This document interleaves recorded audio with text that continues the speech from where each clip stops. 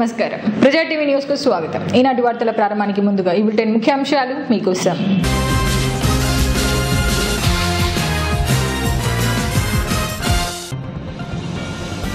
అకాల వర్షాలకు పంటలు నష్టపోయిన రైతులకు నష్టపరిహారం అందిస్తామన్న మంత్రి అఖిల ప్రియ।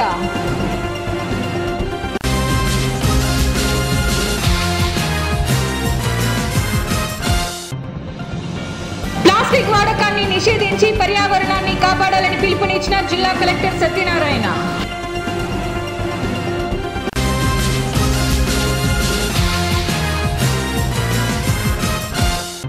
వెనుకబడిన తరగతుల వారు ఆదాయం పొందుట కొరకే ఆదరణ కార్యక్రమం అన్న కలెక్టర్ సత్యనారాయణ।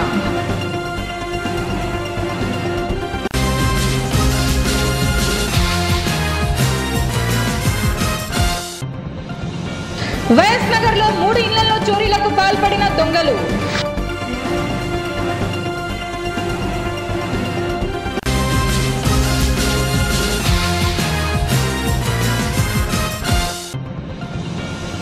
డైల్యూర్ కమిషనర్ కు వచ్చిన ఫిర్యాదులను వెంటనే పరిష్కరిస్తామన్న కమిషనర్ పుల్లారెడ్డి।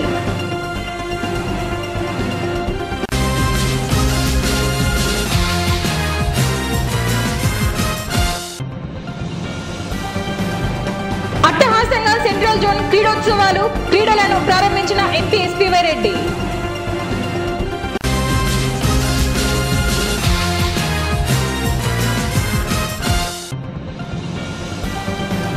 ముఖ్యమంత్రి 10,000 రూపాయల ఆర్థిక సహాయం అందించినందుకు పాలాభిషేకం చేసిన పొదుపు మహిళలు।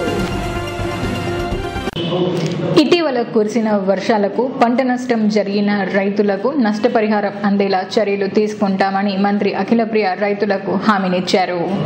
రుద్రవరం మండలం నర్సాపురం మజరా గ్రామాలైన తిమ్మనపల్లె తిప్పారెడ్డిపాలెం గ్రామాలలో గ్రామదర్శిని నిర్వహించిన మంత్రి అనంతరం ఆళ్లగడ్డ మండలం బతులూరు గ్రామంలో వర్షానికి పాడైన పంటలను పరిశీలించారు। గ్రామదర్శిని కార్యక్రమంలో భాగంగా మంత్రి ఇంటింటికి తిరిగి ప్రజల సమస్యలను తెలుసుకున్నారు। రేషన్ పింఛన్ సక్రమంగా అందుతుందా లేదా అని అడిగి తెలుసుకున్నారు। రోడ్లు డ్రైనేజీ సమస్యలను పరిశీలించారు। ఇండ్లు లేని వారికి ఇండ్లు మంజూరు చేయాలని అధికారులను ఆదేశించారు। అనంతరం ఏర్పాటు చేసిన సమావేశంలో మంత్రి మాట్లాడుతూ గతంలో తాను ఇక్కడ పర్యటించినప్పుడు రోడ్లు ఏమీ లేవని దాదాపు 60% రోడ్లు పూర్తి చేశామన్నారు। రాష్ట్ర విభజన నేపథ్యంలో నియోజకవర్గ అభివృద్ధి నిధులు రావేమో అని ఎమ్మెల్యేలంతా భయపడ్డామని, అయితే ముఖ్యమంత్రి ఇందుకు భిన్నంగా నిధులు మంజూరు చేశారన్నారు। ప్రతి ఇంటా కనీసం ఒకరైనా లబ్ధి పొందేలా ప్రజలకు సంక్షేమ పథకాలను ముఖ్యమంత్రి అందించారని 2,000 పింఛనుతో ప్రజలంతా సంతోషంగా ఉన్నారన్నారు। ప్రతిపక్ష వైకాపా పార్టీ వచ్చి చేసేదేమీ లేదని భావన ప్రజల్లో నెలకొనేలా ముఖ్యమంత్రి ప్రజలకు పథకాలను అందించారన్నారు। కరువు విలయతాండవం చేస్తున్నప్పటికీ సాగునీరు విడుదల చేసి పంటలు కాపాడామంటే ముఖ్యమంత్రి ఘనతేనన్నారు। ఇటీవల కురిసిన వర్షాలకు నష్టం జరిగిందని అసెంబ్లీలో ఈ సమస్యలను లేవనెత్తి ముఖ్యమంత్రి ద్వారా నష్టపరిహారం అందించేందుకు కృషి చేస్తామన్నారు। అనంతరం ఆమె ఆళ్లగడ్డ మండలంలోని బతులూరులో పంట నష్టపోయిన ప్రాంతాలను పరిశీలించారు। రైతులను ఆదుకుంటామని, నష్టపరిహారం అందేలా చర్యలు తీసుకుంటామన్నారు। కార్యక్రమంలో market yard chairman BV Ramareddy, ఆయా గ్రామాల టీడీపీ నేతలు, అధికారులు పాల్గొన్నారు। ఈ గ్రామంకి వచ్చినప్పుడు నిజంగా రోడ్లు లేక ఎంత ఇబ్బంది పడుతున్నారో కళ్ళారా కూడా చూడడం జరిగింది। కానీ ఈరోజు నా ఫండ్స్ నుంచి కూడా రోడ్లు కొన్ని ఇవ్వడంతో దాదాపుగా ఒక 60% రోడ్లు కొన్ని వేశారు, కొన్ని వేయబోతున్నారు। ఈరోజు సీసీ రోడ్లు అన్ని గ్రామాల్లో కూడా ఎక్కడ కూడా ఇబ్బంది లేకుండా మేజర్గా ప్రాబ్లమ్స్ ఉన్నవన్నీ కూడా వెంటనే స్టార్ట్ చేయడం జరిగింది। చాలామంది అసలు మనకి ఎస్డిఎఫ్ గ్రాంట్ కూడా వస్తుందో రాదో అని కూడా ఎమ్మెల్యేలు అనుకున్న టైంలో ఈరోజు ముఖ్యమంత్రి గారు మా అందరికి ఎస్డిఎఫ్ ఫండ్స్ కూడా ఇవ్వడం జరిగింది।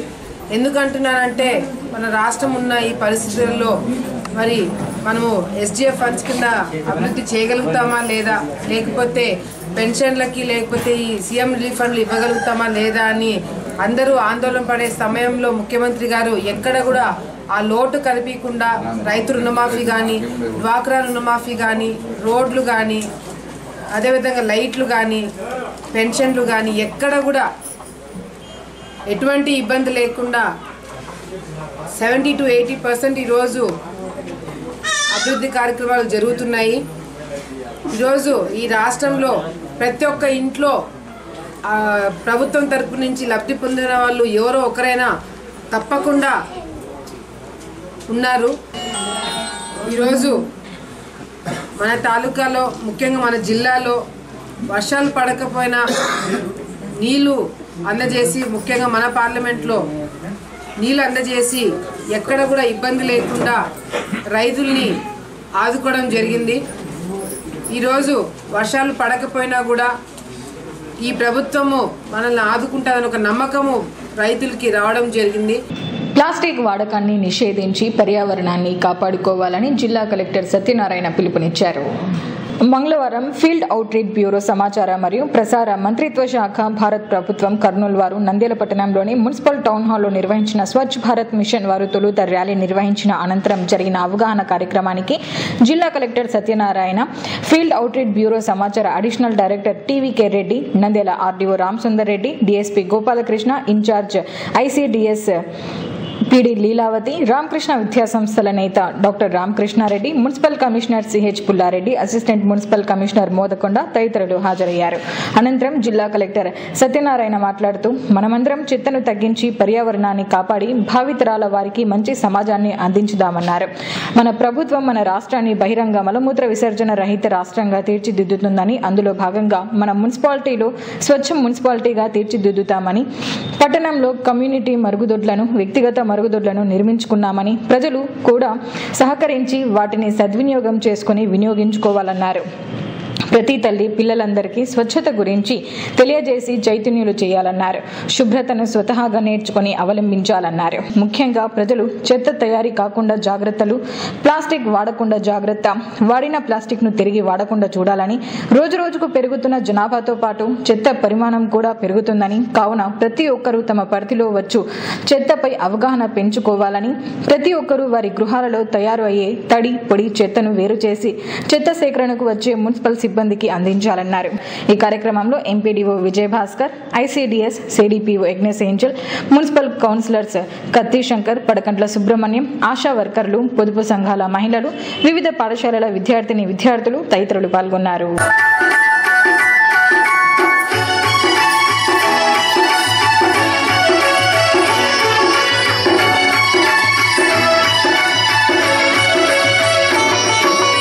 మరుగుదొట్టులాను ఇంటింటా నిర్మించి మగువల అందరికీ గౌరవాన్ని తీసుకొస్తాం, ఆత్మగౌరవాన్ని పెంచేస్తాం, ఆత్మగౌరవాన్ని పెంచేస్తాం, ఆత్మగౌరవాన్ని పెంచేస్తాం. కోడిగారి పిలుపుతోటి పల్లెలు కదిలినాయి, చీసినట్టుకోసాయి పరిశుభ్రంగా ఉంచడం పల్లె. సేలల్లా దుఃఖిదుణ్ణి సెలకల్లా నీరు దాగి, సేలల్లా దుఃఖిదుణ్ణి సెలకల్లా నీరు దాగి, చెట్టు తల్లి నీడలో నా సేవ తీరుతారు మీరు, చెట్టు తల్లి నీడలో నా సేవ తీరుతారు మీరు. రతనాల రాసులో సేవో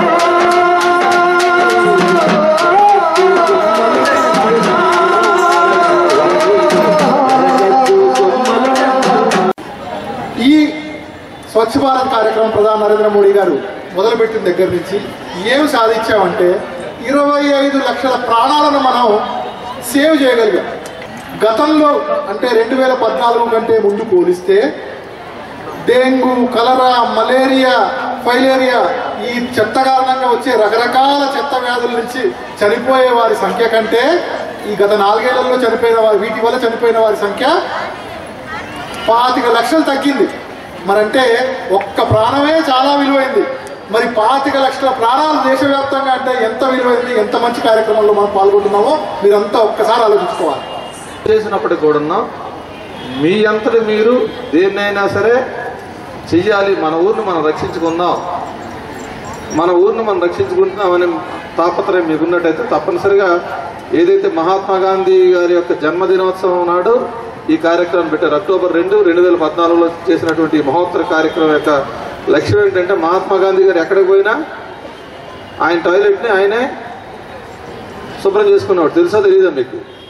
మళ్ళీ ఆయన ఏమి సామాన్యులేం కాదు, ఆయన ఏమి ఒంటి మీద బట్టలు లేకుండా కనబడుతున్నటువంటి వ్యక్తి అనుకుంటే తప్పుది. కారణం ఏంటంటే ఆయన కూడా ఒక జమీందారు, ఒక దేవాన్ యొక్క కుమారుడు. మళ్ళీ ఎక్కడ చదువుకున్నాడు? లండన్లో చదువుకున్నాడు ఆ రోజుల్లో. సో ఆ క్లీన్లీనెస్ కూడా మీ అంతా మీరు చేసుకోవాల్సిన అవసరం ఉంది. ఎందుకంటే దాన్ని మనకి ఎక్కువ మంది కింద తరగతి ప్రజలు ఉంటారు. దానికి స్ఫూర్తి మన అంబేద్కర్ గారు. సో ఆయన ఆశయం, మహాత్మా గాంధీ గారి ఆశయం, అంబేద్కర్ గారి ఆశయం నెరవేరాలంటే మనం ఈ స్వచ్ఛ భారత్ అనేది అతి ముఖ్యమైనటువంటి కార్యక్రమం. దానివలన మిగతా వీటిలన్నింటిలోనే ప్రభావం పడుతుంది. మీరు స్వచ్ఛంగా శుభ్రంగా స్నానం చేసుకుని శుభ్రంగా మల విసర్జన చేసుకున్నట్టయితే మీకు ఎటువంటి ప్రాబ్లం లేకుండా మీరు చదివిన చదువు కానీ, మీరు వండిన వంట కానీ, మీరు తిన్నటువంటి పనులు కానీ ఏకాగ్రత ఉంటుంది. వెనుకబడిన తరగతుల వారు వారి వృత్తి నైపుణ్యతలను పెంచుకొని మెరుగైన ఆదాయాన్ని పొందుట కొరకే ఆదరణ కార్యక్రమాన్ని మన ప్రభుత్వం చేపట్టిందని జిల్లా కలెక్టర్ సత్యనారాయణ అన్నారు. మంగళవారం నంద్యాల పట్టణంలోని మున్సిపల్ టౌన్ హాల్ నందు 3వ విడత పనిముట్ల పంపిణీ కార్యక్రమం అనంతరం ఆయన మాట్లాడుతూ మన కర్నూలు జిల్లాలో 3వ విడత ఆదరణ పనిముట్ల పంపిణీ కార్యక్రమం సజావుగా జరిగిందని, ఇప్పటికే ఆదరణ కింద 34,000 మంది దరఖాస్తు చేసుకున్నారని, లబ్ధిదారులు పొందే వస్తువు ఖరీదులో 10% చెల్లించితే చాలని మిగిలిన 90% కలిపి వస్తువు పనిముట్లను అందిస్తుందని, వెనుకబడిన తరగతుల వారి ఆదాయం మెరుగుపరచడం ఈ పథకం యొక్క ముఖ్య ఉద్దేశం అన్నారు. ప్రధానంగా ఈ స్వచ్ఛ భారత్లో అవగాహన కార్యక్రమాలు దాదాపు ఇది మనము ఫీల్డ్ అవుట్రీచ్ వారి ద్వారా మనం దాదాపు ఇది 3వ కార్యక్రమం మన పట్టణంలో జరుపుకుంటూ ఉన్నాం. ఈ స్వచ్ఛ భారత్ మిషన్ అనేది మనందరికీ తెలిసిందే. బహిరంగ మల విసర్జన రహిత గ్రామాలుగా మొత్తం దేశమంతా ఉండాలని చెప్పేసి మన ప్రధానమంత్రి గారు 2014 అక్టోబర్ 2 నాడు డిక్లేర్ చేయడం జరిగింది. దానిలో భాగంగా మన జిల్లాను కూడా మన గౌరవనీయుల కలెక్టర్ గారి ఆధ్వర్యంలో మన జిల్లాను కూడా మనము ఓడిఎం జిల్లాగా డిక్లేర్ చేసుకోవడం జరిగింది. సో దీనిలో ప్రధానంగా టాయిలెట్స్ నిర్మించుకోవడం ఒక ఎత్తు, నిర్మించుకున్న టాయిలెట్స్ను వాడుకోవడం ఒక ఎత్తు. సో ఇప్పుడు దాదాపు అందరూ కూడా టాయిలెట్స్ నిర్మించుకొని వాడుకునే దిశగా మన వాళ్ళంతా ముందుకు వెళ్తున్నారు. కాబట్టి మనది ఓడిఎం జిల్లా కింద ఉంది. నంద్యాల పట్టణాన్ని విషయం తీసుకుంటే గత 3 సంవత్సరాల కిందనే ఓడిఎంగా డిక్లేర్ చేసుకున్నాం. అట్లాగే ఇప్పుడు ఓడిఎం ప్లస్ కూడా అప్లై చేశాం. అంటే యూరినల్స్ బయట పాస్ చేయడం కానీ, అట్లాగే ఓడిఎం అంటే బహిరంగ బల విసర్జన లేకుండా ఉండడం కానీ అట్లా చేసినట్టయితే ఫైన్స్ ఇంపోజ్ చేయడం అనే కార్యక్రమంలో ముందుకు వెళ్తూ మనం ఓడిఎం ప్లస్ కింద మనం అప్లై చేసుకున్నాం. ఆల్మోస్ట్ ఓడిఎం ప్లస్ కింద కూడా నంద్యాల పట్టణాన్ని త్వరలోనే డిక్లేర్ చేస్తారని చెప్పేసి తెలియజేసుకుంటూ ఉన్నాము. నంద్యాల వైఎస్ నగర్లో సోమవారం అర్ధరాత్రి దొంగలు 3 ఇళ్లలో చోరీకి పాల్పడ్డారు. వైఎస్ నగర్లో సోమవారం 3 ఇళ్లలో చోరీ జరిగింది. ఇళ్లలో ఎవరూ లేని విషయం తెలుసుకున్న దొంగలు 3 ఇళ్లలో చోరీ చేశారు. మొత్తం 60,000 రూపాయల సొమ్ము చోరీ చేశారని బాధితులు తెలిపారు. రాత్రి వేళల్లో తమకు రక్షణ కల్పించాలని స్థానికులు కోరుతున్నారు. ఎస్పీ జాఫర్ బాషాను నేను మా మనవని తమ్ముడానికి నంద్యాలకు పోయింటిని. రాత్రి లేట్ అయింటే అక్కడనే పండుకున్నాం. ఉదయానికి ఫోన్ చేసిన ఇంటి పక్కల ఇట్లా తాళం చెప్పి వాళ్ళు కొట్టి మొత్తం ఇది చేసిన అంటే మేము వచ్చి చూసుకుంటే తులం చైన్ ఉన్నాయి, 5,000 లెక్క డబ్బులు ఉన్నాయి. ఆపరేషన్ తెచ్చుకోనండి, డబ్బులు పోయినాయి. సామాన్లు ఏం పోలేదు. ఓ సెల్ మొబైల్ పోయింది ఒకటి. ఓన్లీ 1,600 డబ్బులు మాత్రమే పోయినాయి. ఇంకా అన్నీ తీసేసినారు. సిలిండర్లు టీవీలు అన్నీ ఉన్నాయి, వాళ్ళు ఏం ముట్టుకోలే. ఒట్టి డబ్బులు తీసుకొని వెళ్ళిపోయినారు అంతే. అన్నాగన్న ఆటో తోలుతాడు ఆయన, బాడుకున్నాడు. ఎప్పుడే కానీ సెక్యూరిటీ గార్డు కావాలా మాకైనా కానీ. ఇప్పుడు కానీ మేము ఉండము, ఒకసారి చెప్పలేము ఇళ్ళల్లో. ఎప్పుడు మేము ఊర్లో పోతుంటాము వస్తుంటాము, ఎవరు ఉంటారు ఎవరు లేరో. బీగాలు ఉంటాయి ఇంటికి, ఎవరైనా దొంగతనం చేసి ఎవరైనా అడగమంటావు. ఉండేది 4 ఇల్లు, ఎవరి మీద అనేది అర్థం కాలే. అందుకు మీరు ఎవరైనా కానీ మాకు సెక్యూరిటీ గార్డు పెట్టాలా. మీరు లైన్ ఒక్కరు పోతారు, చక్కగా పోతారు, చక్కగా వస్తారు, చక్కగా వస్తారు. ఈ పక్క లేనేలే మాకు పోలీసులు. ఈ పక్క తిరిగి చూసేటోళ్ళే లేరు మాకైతే. ఆ పక్క నుంచి అట్నే పోతారు, అట్నుంచి చక్కగా చూసుకొని పోతారు జీప్ తీసుకొని. మాకెట్లా తెలుస్తుంది ఇక్కడ ఎవరున్నారని? సచ్చినాన్ని తెలుసు, బతికినాన్ని ఒకళ్ళు చంపిపోయినా కానీ మాకు దిక్కులేడా. అట్టుంది మాకేదో ఒకటి మాకు రక్షణ చూపియండి అంతే. నాది వైఎస్ నగరు. నేను నా స్వగ్రామం వచ్చేసి పత్తికొండ దగ్గర కనకదిన్నే. పొలం పనుల పైన అక్కడికి వెళ్ళినాను. నేను నిన్న ఆరోగ్యం బాగలేక వస్తూ ఉన్నాను. రాత్రి నైట్ ఆల్ట్ కర్నూలు చేసుకున్నాను బిడ్డ దగ్గర. అయితే పొద్దున్న చూసే లోపల ఫోన్ చేసినారు నాకు, ఇట్లా ఇల్లు బీగాలు పాల్గొట్టి దొంగతనం జరిగిందని చెప్పని. అంతట్లోనే నేను మా మరదళ్ళు ఇక్కడే ఉన్నారు, వాళ్ళకి ఫోన్ చేసింటే వచ్చి ఇల్లు చూసినారు. చూసి అన్ని సామాన్ అంతా చూసి సర్దుకొని వాళ్ళు వెళ్ళిపోయినారు. ఇప్పుడు నేను వచ్చేటప్పటికి సుమారుగా 1:30-2 అవర్స్ ఉంది టైం. ఇప్పుడు ఈ టైంలో నేను ఇల్లు చేరుకున్నాను. డాక్టర్ దగ్గర పోయి వచ్చి అది జరిగింది. డబ్బు కూడా పోయింది, ఒక 2,000 దాకా డబ్బు పోయింది. కొన్ని చిన్న చిన్న వస్తువులు ఇంకా నేను చూస్తే కానీ నాకు తెలియదు ఏం పోయినాయి వస్తువులు. డైల్ యువర్ కమిషనర్ కార్యక్రమానికి వచ్చిన ఫిర్యాదులను వెంటనే పరిష్కరిస్తామని మున్సిపల్ కమిషనర్ పుల్లారెడ్డి తెలిపారు. ఈ సందర్భంగా ఆయన మాట్లాడుతూ ఈరోజు జరిగిన కార్యక్రమానికి సుమారు 16 ఫిర్యాదులు అందాయని, దీనిలో ప్రధానంగా ఎన్జీఓ కాలనీలో డ్రైనేజీ సమస్య ఉందని, శ్యామ్నగర్ వాసులకు ఇళ్లు మంజూరు కాలేదని, హరిజనవాడలో కాలువలు సమస్య ఉందని ఫిర్యాదులు అందాయన్నారు. సమస్యలన్నింటినీ త్వరలోనే పరిష్కరిస్తామన్నారు. ఈరోజు డైల్ యువర్ కమిషనర్ ప్రోగ్రాంలో ఆల్మోస్ట్ మనకు ఒక 16 కంప్లైంట్స్ వచ్చాయి. సో దానిలో ప్రధానంగా వచ్చి ఎన్జీఓ కాలనీలో రామాలయం బ్యాక్ సైడ్ అది డ్రైన్ కొంచెం బ్లాక్ అయింది, అది కొంచెం తీయాలని చెప్పేసి ఒక 3-4 కంప్లైంట్ చేశారు. సో అట్లాగే మనకి శ్యామ్నగర్ నుంచి ఒక 4 మెంబర్స్ ఈ హౌసెస్కి అప్లై చేసుకున్నాము, బట్ హౌసెస్ అలాట్ కాలేదు అని చెప్తా ఉన్నారు. సో అది ఏంటంటే వాళ్ళు రీసెంట్గా కట్టారు, అది రేపు అలాట్ చేసేటప్పుడు డెఫినెట్గా వాళ్ళకి కాల్ చేసి వాళ్ళకి ఎలిజిబుల్ అయితే వాళ్ళకు డెఫినెట్గా ఇల్లు అనేది అలాట్ చేయడం జరుగుతుంది. అట్లాగే మనకు ఈ హరిజనవాడ నుంచి ఒక 3 కంప్లైంట్ చేశారు. అంటే రోడ్స్ వేసి ఒక 3-4 ఇయర్స్ అవుతా ఉంది, బట్ కాలువ లేదు. కాలువ వేసడానికి ఎవరో అంటే ప్లేస్ మాదేనే ఎంక్రోచ్ చేసినారని చెప్తున్నారు. దాని టౌన్ ప్లానింగ్ వాళ్ళకి ఇన్స్ట్రక్షన్స్ ఇచ్చాం. సో డెఫినెట్గా వెళ్ళి అక్కడ స్థలం మంది అయితే డెఫినెట్గా అక్కడ కాలువ వేపించే మార్గం అయితే చేస్తాము. సో అది ఇంకా మిగతా చిన్న చిన్నవి బేసిక్గా ఇక్కడ ఈ టీచర్స్ కాలనీ, మన శ్రమదానం దగ్గర టీచర్స్ కాలనీలో కొంచెం కుక్కలు ఉన్నాయి ఒకే ఏరియాలో అని చెప్పేసి చెప్పారు. ఇప్పుడు ఆల్రెడీ కుక్కల వాళ్ళు పంపిస్తున్నాము. సో అట్లాగే కుక్కలకు సంబంధించి మనకు అంతకుముందు గతంలో వచ్చిన కంప్లైంట్స్ కూడా ఈ హరిజనవాడ కానీ, పీవీ నగర్ కానీ, విశ్వనగర్ కానీ ఇటువంటి ఏరియాస్లో వచ్చిన కంప్లైంట్స్ అన్నీ కూడా ఆల్రెడీ వాళ్ళు వెళ్ళేసేసి ఆ కుక్కలను అయితే పట్టుకోవడం జరుగుతూ ఉంది. సో కుక్కలు పెడితే ఎక్కడ ఉన్నా సరే ఆ కన్సర్న్ మేస్త్రీలకు కానీ ఎవరికైనా చెప్పినట్టయితే డెఫినెట్గా దాన్ని అయితే ఇమీడియట్గా ఇచ్చేస్తాము. నెక్స్ట్ కోతుల ఇష్యూస్ కూడా ఉన్నాయి. సో ఇది అయిపోయిన తర్వాత నెక్స్ట్ కోతులు ఇష్యూస్ కూడా టేకప్ చేస్తాం. సో ఇవి ఓవరాల్గా ఉన్నాయి. చిన్న చిన్న శానిటేషన్ ఇష్యూస్ అవన్నీ రెగ్యులర్గా వచ్చినవి. అంటే కాలువలో కొంచెం ఏమైనా బ్లాక్ అయ్యి నిన్న వర్షం వచ్చింది కాబట్టి ఎక్కడైనా బ్లాక్ అంటే ఇమీడియట్గా శానిటరీ ఇన్స్పెక్టర్స్ ఇన్స్ట్రక్షన్స్ ఇచ్చాం, అవన్నీ క్లియర్ చేయడం జరుగుతూ ఉంది. నంద్యాల ఎస్పీజీ మైదానంలో సెంట్రల్ జోన్ క్రీడలను ఎంపీ ఎస్పీ రెడ్డి ప్రారంభించారు. నంద్యాల ఎస్పీజీ మైదానంలో సెంట్రల్ జోన్ క్రీడలు అట్టహాసంగా ప్రారంభమయ్యాయి. జిల్లా స్పోర్ట్స్ డెవలప్మెంట్ అథారిటీ ఆధ్వర్యంలో ఈ నెల 31వ తేదీ వరకు నిర్వహించే జిల్లా స్థాయి సెంట్రల్ జోన్ బాలుర ఆటల పోటీలను మంగళవారం Nandyal MP SP Reddy, bishop Pushpalalitha, deputy DO Brahmam Nayak జ్యోతి ప్రజ్వలన చేసి ప్రారంభించారు. 3 రోజుల పాటు జరిగే ఆటల పోటీలలో నంద్యాల, ఆళ్లగడ్డ, ఆత్మకూర్, డోన్, నందికోట్కూర్, గోస్పాడు, చాగలమరి, సిరివెల్ల, మహానంది నుండి క్రీడాకారులు పాల్గొన్నారు.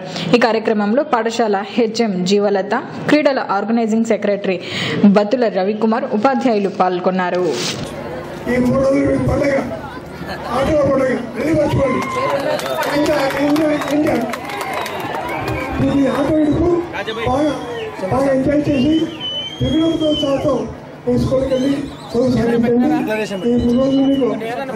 సౌకర్యాలు చేస్తారు. మీరు బాగా ఆడి వెళ్ళిపోవడానికి సంబంధం లేదు. మీరు ఫుల్ మీ సత్తా చూపించండి, గెలిస్తే సంతోషించండి, గెలిచబడే నెక్స్ట్ అని చెప్పండి. చక్కగా ఈ పత్తికొండ విద్యార్థులు చక్కగా ఆడి వారు కూడా ప్రతిభ కనపరిచి విజేతలుగా నిలవడం అనేది జరిగింది. విద్యార్థులందరూ కూడా బాలురు అండర్-14 అండ్ అండర్-17 వీరందరూ కూడా ఈ సెంట్రల్ జోన్ లో పాల్గొనడం అనేది జరుగుతుంది. మీరందరూ కూడా స్పోర్టివ్గా ఆడాలి. ఎక్కడ కూడా మీరు రాగద్వేషాలకు లోను కాకుండా, ఎక్కడ కూడా కొట్లాటలు జరుపుకోకుండా మీరందరూ కూడా ఒకరికొకరు స్నేహపూరితమైనటువంటి వాతావరణంలో మీరు గెలుపు ఓటములతో సంబంధం లేకుండా ఓడినటువంటి వాళ్ళు నెక్స్ట్ మేము గెలవాలనేటువంటి ఉద్దేశంతో మరింతగా పోటీ పడుతూ మీరు రాణించాలి. గెలిచిన వాళ్ళకి అత్యధికమైనటువంటి ఆనందం లేకుండా మరింత ఉన్నతమైనటువంటి స్థాయికి వెళ్ళేటట్టుగా చూసుకోవాలి. తర్వాత ఈనాడు మనం చూసుకున్నట్లయితే చదువుతో పాటు ఆటలు అనేటివి చాలా చక్కగా రాణించడం అనేది జరుగుతుంది. విద్యార్థులందరూ కూడా ఈ ఆటల పోటీలతో సమానంగా చదువులో కూడా ముందంజలో ఉండాలి. మీరు మంచి అత్యధికమైనటువంటి ర్యాంకులు మీరు సాధించాలి. తర్వాత ఈనాడు మనం చూస్తున్నాము మన జాతీయ స్థాయిలో, అంతర్జాతీయ స్థాయిలో మన భారతదేశం నుంచి చాలా మంది క్రీడాకారులు చాలా తక్కువ మోతాదులో అక్కడ పార్టిసిపేట్ కావడం అనేది జరుగుతుంది. ఎందుకంటే కింది స్థాయిలోనే చాలా మంది విరమించుకుంటున్నారు. ఎందుకంటే సరైనటువంటి ప్రోత్సాహం లేకపోవడం వల్ల, లేకపోతే ఆర్థిక పరమైనటువంటి స్తోమత లేకపోవడం వల్ల చాలా మంది ప్రతిభ ఉన్నప్పటికీ కూడా వాళ్ళు రాణించలేకపోతున్నారు చాలా మంది క్రీడాకారులు. కానీ ఇప్పుడు ఉన్నటువంటి వ్యాయామ ఉపాధ్యాయులందరూ కూడా మంచి యువకులు మీకు ప్రోత్సాహాన్ని ఇస్తూ వెన్నంతుగా ఉంటూ మిమ్మల్ని ముందుకు నడిపిస్తూ మిమ్మల్ని రాష్ట్ర స్థాయి, జాతీయ స్థాయి, అంతర్జాతీయ స్థాయిలో కూడా మిమ్మల్ని మంచి క్రీడాకారులుగా నిలబెట్టడానికి ముందుకు రావడం అనేది జరుగుతుంది. ఈ దర్శనంతో ముందడుగు వేసినటువంటి పై అధికారులందరికీ మేము హృదయపూర్వకంగా మరి సంతోషముతో వారికి ఆశీర్వాద బలాలు కుమ్మరింపబడాలని, అంతేకాదు మన పిల్లలందరూ కూడా ఇక్కడ కాలు పెట్టిన ప్రతి బిడ్డకు కూడా మంచి భవిష్యత్తు వచ్చి దేవుని యొక్క కృపతో వర్ధిల్లి మీరు ఈనాటికే కాదు తరతరాలకు కూడా మీరు మీ పితరులు కూడా మరి రాబోయే తరం వారు కూడా నాయకత్వం వహించి ఈ దేశ పరిస్థితులను చక్కగా మరి సరిదిద్దగలే నాయకులు అవుతారనే నమ్మకము నాలో ఉన్నది.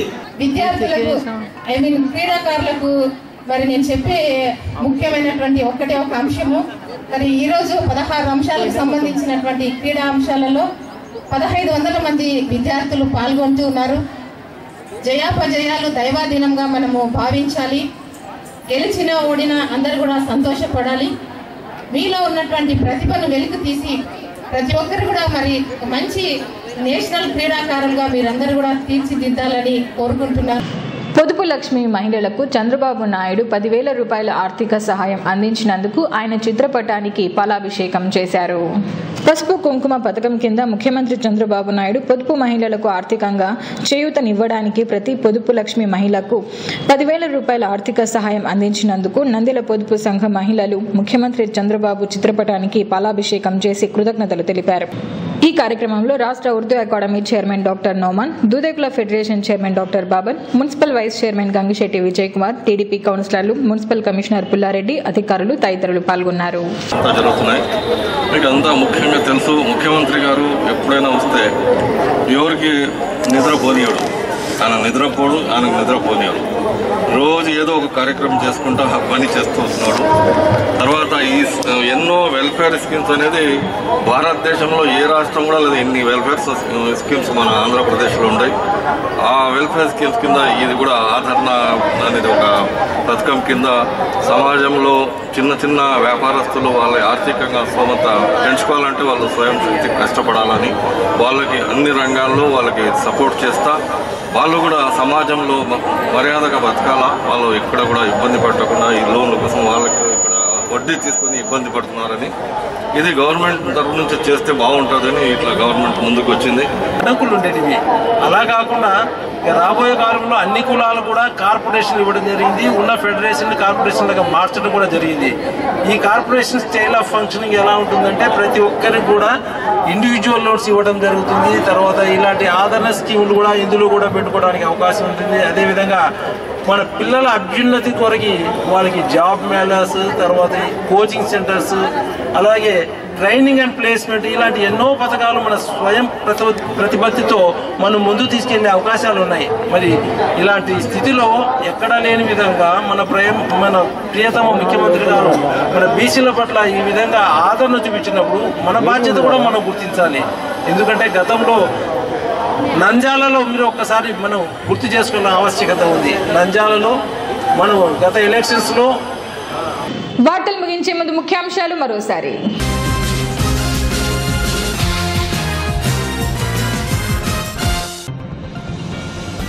అకాల వర్షాలకు పంటలు నష్టపోయిన రైతులకు నష్టపరిహారం అందిస్తామన్న మంత్రి అఖిలప్రియ.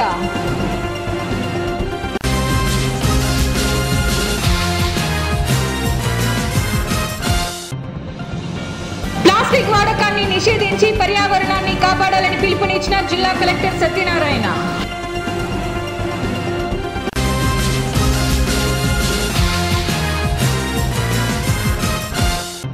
వెనుకబడిన తరగతుల వారు ఆదాయం పొందుట కొరకే ఆదరణ కార్యక్రమం అన్న కలెక్టర్ సత్యనారాయణ.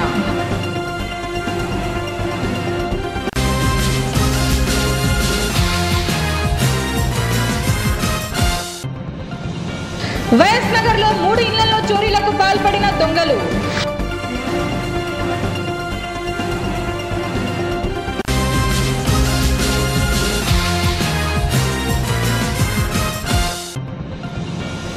బెంగళూరు కమిషనర్ కు వచ్చిన ఫిర్యాదులను వెంటనే పరిష్కరిస్తామన్న కమిషనర్ పుల్లారెడ్డి.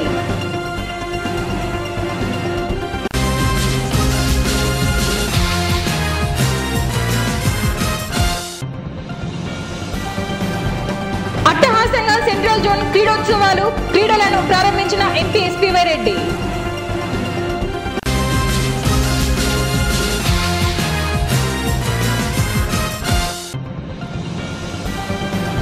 ముఖ్యమంత్రి 10,000 రూపాయల ఆర్థిక సహాయం అందించినందుకు పాలాభిషేకం చేసిన పొదుపు మహిళలు. ఈ వార్తలు ఇంతటితో సమాప్తం. మరిన్ని అప్డేట్స్ కోసం చూస్తూనే ఉండండి ప్రజా టీవీ. ప్రశ్నించే హక్కు మీది, చూపించే సత్తా మాది. Voice is yours.